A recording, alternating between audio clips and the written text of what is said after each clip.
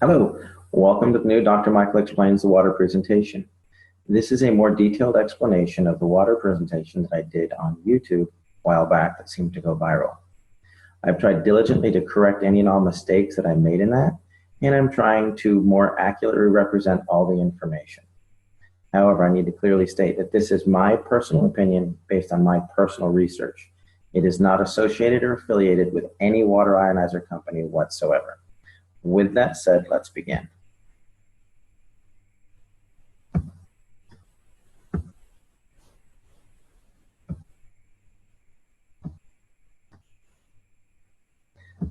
There we go. Excellent. I named this presentation The Magic of Skywater because of what it did for my daughter. Many of you have asked what happened. Basically, my daughter Skylar was born back in May of 2009 with a severe case of gastroschisis. She was literally born inside out. Everything that was supposed to be on the inside was the outside. Stomach, liver, pancreas, spleen, small intestine, large intestine, bladder, and right ovary. She went through a period where the biggest complication was known as acute dehydration syndrome. She spent a year at Scottish Rite. She came home after 2 colostomies and a resection of her bowel. When the dehydration would hit, this would be her mid-afternoon one day, and this was her that evening after she'd been revived at the hospital. Basically, the bowel would shut down, and so I became a hydration expert. I tried every pill, potion, water ionizer you can imagine, and we came through it when someone introduced us to the Enagic SD501. That is Skylar today, and at the time that we tried it, I was actually completely opposed to alkaline ionized water. When it worked, I was a little dumbfounded. So I had to figure out why, and here's what I found. The difference between the healthiest person and the sickest person is broken down into 2 components. Muscles, ligaments, bones, organs, tissues, etc. These all add up to 28% of the patient. The other 72% of everybody is just water. What I found out, not all water is equal. There's distilled water, there's reverse osmosis water. We tried filtered water, alkaline water, we even tried ionized water. We thought we'd found something with alkaline ionized water and it proved to be more dangerous than beneficial. And then there's something that's called electrolyzed reduced water. This was truly a game changer. Here's why. Electrolyzed reduced water, it's not a cure, but it's 72% of the Skylar puzzle. It was not the only thing we did for her. It was the only thing we changed because we were doing everything else. What it is just science. It could realistically save your life. It'll make you healthier, happier, and stronger. But if you don't make healthy choices, your health benefits are not going to be as effective, nor will they last.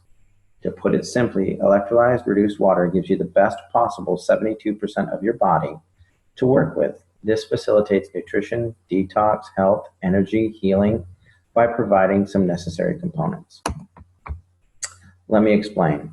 If you think of your body as a saltwater aquarium, you've got healthy organisms, filtration, you've got oxygen. If you don't take care of it, that tank gets dirty.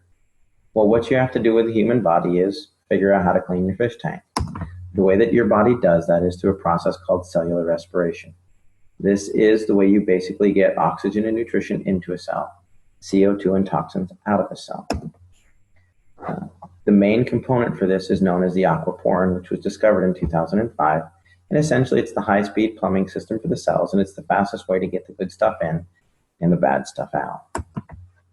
Let me give you a brief course on cellular respiration. If you look over here, you'll see that there's a cell. There's some hemoglobin here. There's an aquaporin here. There's a charge. And this represents a cluster of water molecules that are electrostatically stacked together. Well, as your cell compresses, it excretes CO2 and toxins. When it pops open, it brings in oxygen and nutrition. When it collapses, it excretes CO2 and toxins. When it opens back up, it brings in oxygen and nutrition. This is called tensegrity. It's the premise by which an MRI works. The click, click, click, click causes the cells to open and close. The computer takes a picture, generates the image. Well, electrolyzed water actually does occur naturally. Everybody say it's an unnatural source. It isn't. It happens when a lightning strike hits a lake or the ocean or something like that, and the charge on the water in that area lasts usually 3 to 4 days. What it does is it disassociates the water molecule. If you look over here, This is a technical term. A lot of people ask me, well, my chemist said it's not possible. That's because your chemist doesn't understand electricity. He's a chemist. He's looking for a chemical means to do it. This is electrical. When you use electricity to burst the bond, you'll take this H2O molecule and you break off a hydroxyl or a hydrogen. Sometimes you break them both off. What that does is it releases molecular hydrogen, active oxygen, hydroxyl ions, which are a free radical scavenger, in a water that's literally restructured for rapid absorption, thus maximizing nutrition and detoxification. It's nothing more fancy than that. It is superior hydration because your body needs these four things. Let me explain. When your body goes to produce energy, you oxidize pyruvate that is then driven across a hydrogen-charged membrane into the Krebs cycle. In the presence of free electrons, you'll produce 32 to 34 ATPs. Then you need hydroxyls to scavenge out all the garbage. That's it. Works on a cellular level. Another thing that's different between electrically changed water and chemically changed water is electrically reduced water is not affected by stomach acid. The pH is a byproduct. When people say, oh, you need pH water, no, they don't. They need water with molecular hydrogen, active oxygen, and hydroxyl anions. Alkaline water is just water with more minerals. It is affected by the chemistry of the stomach. Electrolyzed reduced water is not. Another factor is it's self-limiting. The charge on the water only lasts for 3 or 4 days. Therefore, it's not going to build up in your system. If you have chemically altered water, it will build up in your system. It will affect blood pH because the calcium, magnesium, potassium get stuck there. Currently, I have not found any negative research on PubMed in regards to electrolyzed reduced water. That doesn't mean there isn't any. It means that I couldn't find any. So how does this work? Well, basically they took a lightning strike, put it in some medical grade titanium plates that were dipped in platinum and put it into a machine that's about the size of a coffee pot. And what it does is it takes this big clump of water molecules and zaps it. When it zaps it, it breaks it into smaller groups because it has an electrostatic charge, giving you some free electrons, the molecular hydrogen, active oxygen, and all that.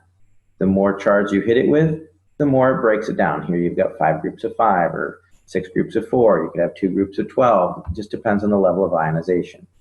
It's a rather simple process. If you think about this cluster of grapes, if I wanted to put all of these grapes into this bottle, I would rip each piece off and dump it in there. If I tried to cram the whole thing in there, there would be grapes that were rolling around the floor and missed the thing and all that. We want to get in as much as possible. These are not chemically bound molecules of water. If you chemically bind them, they're no longer water. They're not one giant molecule of water. It's a cluster of water molecules that are stacked together because they have a low electrostatic charge, a lot like Rouleau factor in the blood. Another way to look at it is when my son was rolling around on the carpet, his hair got a high static charge. He's actually holding onto a necklace that's not causing his hair to stand up. But what happens is the hair dispersed. It got its own little static charge and it caused it to stand up and spread out instead of laying down clustered together. When you ionize water, you're causing the water molecules to disperse. That's all you're doing. If you want to research this phenomenon like I did, don't use Google. It is my personal favorite search engine, but it's also the one that's most manipulated and hard to reference accurately. Besides, you can support anything with a quick Google search. The world was supposed to end several times. Just check Google.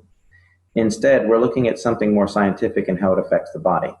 Do clinical research on PubMed, and you'll find that if you look up electrolyzed reduced water or hyphenate electrolyzed reduced water, molecular hydrogen, active oxygen, hydroxyl anions, free radical scavengers, you're going to find what I have found, that there's a lot of research to support this type of water.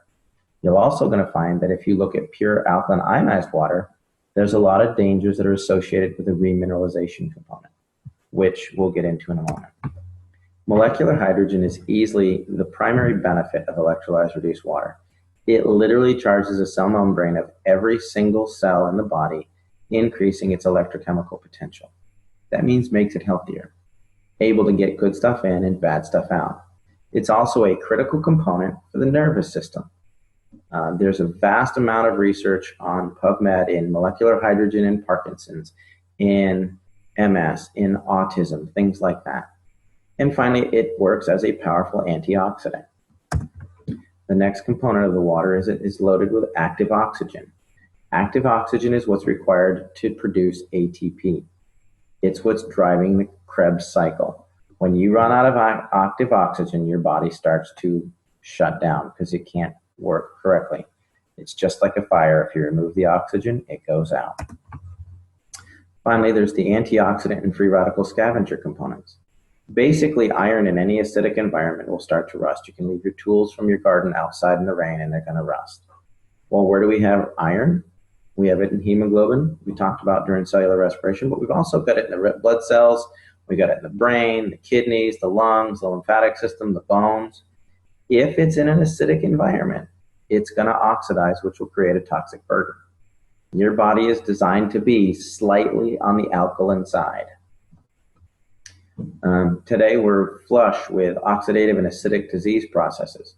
The number one acidic disease process we have right now is cancer. It's actually, the prime cause is oxygen deficiency. You can look up Otto Warburg, there's some research on that. Don't Google it, go to PubMed, read the research. Number one acidic disease is hyperketoacidosis, which is basically diabetes. They're now causing autism, diabetes of the brain. Secondarily, all of your inflammatory diseases are acidic by nature. That's what's wrong with Skylar with her irritable bowel syndrome.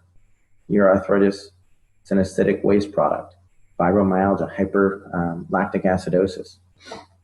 Chronic fatigue and endocrine stress is all associated with an acidic environment. And why are we becoming so acidic? Well, we drink coffee, tea, soda. There's an enormous level of reverse osmosis, water, which is misunderstood. You don't want water with the lowest parts per million of anything. That makes it acidic and it won't even carry a current. It's designed for coastal countries to have good water supply. If you do some clinical research on this, you're going to see that it's associated with MS, MD, and Alzheimer's. Most any of your bottled waters, all your big 24 packs, those are most likely reverse osmosis water that's had minerals added to it, which is dangerous in its own sense. You don't get your minerals that way. Here's a couple of guidelines for hydration. If you're a regular healthy person, you want to drink about 50% of your body weight in good water every day. If you have acute health issues, this could be dehydration from working out in the yard, excessive level of sports, you could have the flu, you may want to drink nearly 75% of your body weight in ounces. However, if you have a chronic health issue, cancer, diabetes, something like that, you may need to drink up to 100% of your body weight in ounces. However, you got to be careful because your physician can specifically reduce your water intake for congestive heart failure, kidney disease, things like that. So why do I say that sodas and pH are important? Well, if you look at this scale over here on the left, it's red. That means it's going to make you rust. Over here, the blue will make you beautiful. This is what a typical capful of soda can do to the body. This is a 32-ounce bottle of pitcher of 9.5 water. You can see the pretty blue color. It's loaded with hydrogen, oxygen, etc., etc. This is about a tablespoon of Sprite. It's high on the acid content. So what I did is I poured this water into this cup and ended up with a cup full of acid. It didn't dilute it at all. I then took this cup and poured it into 32 ounces. Now, mind you, this is a tablespoon of Sprite, and it destroyed 32 ounces or 2 pounds of water. Makes you think differently about going to McDonald's and supersizing it. You're literally acidifying your system. Yes, lemon juice in your water will do this as well.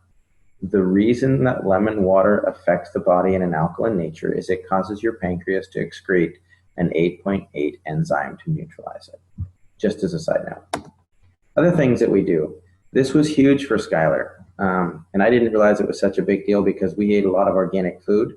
But you can use this water to clean your veggies. These are cherub tomatoes that I used to buy and just rip the top off and start eating them.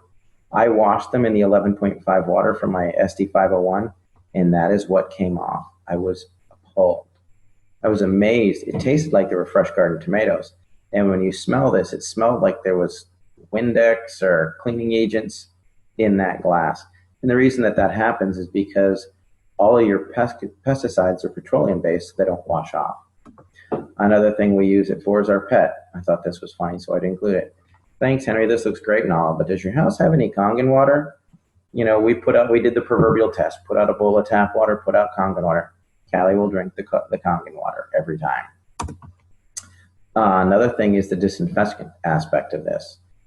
This isn't just 2.5 strong acid.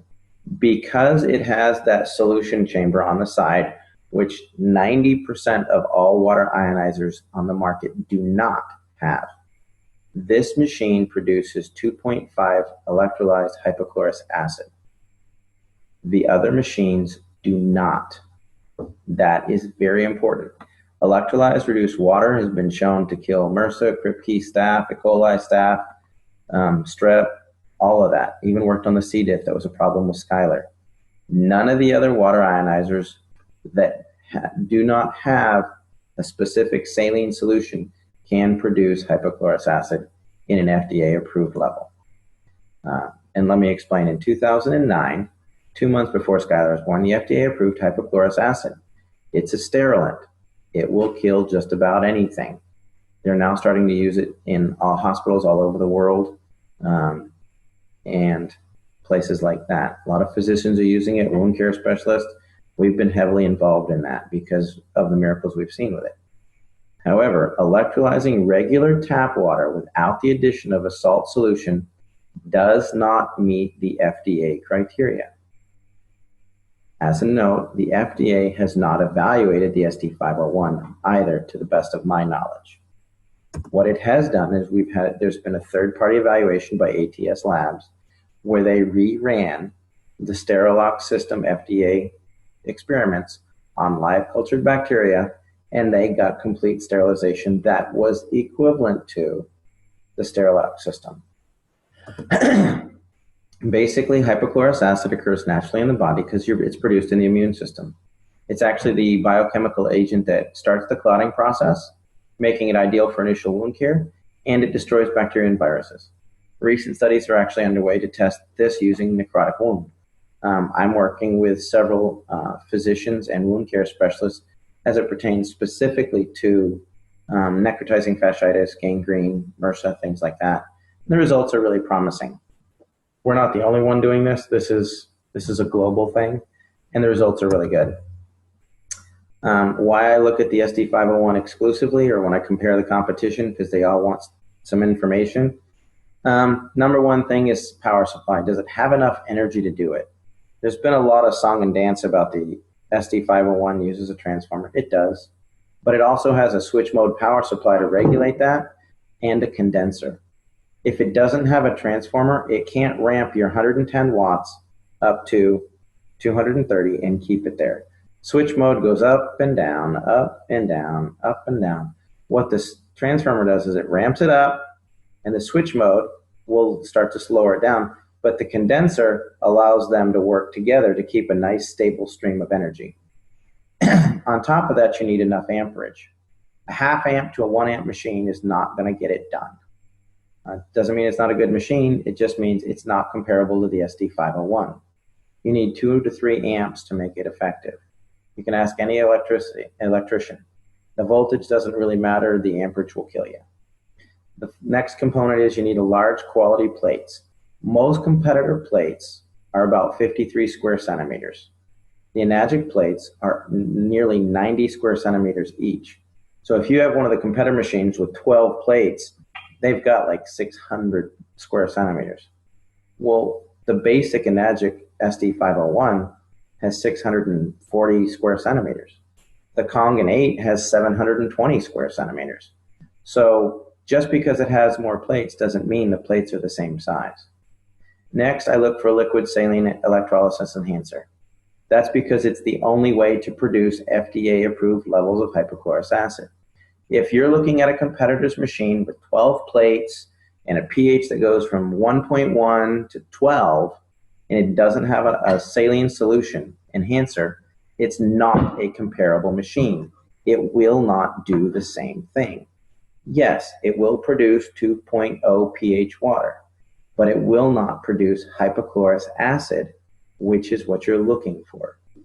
Another thing to avoid is anything that says energy saver.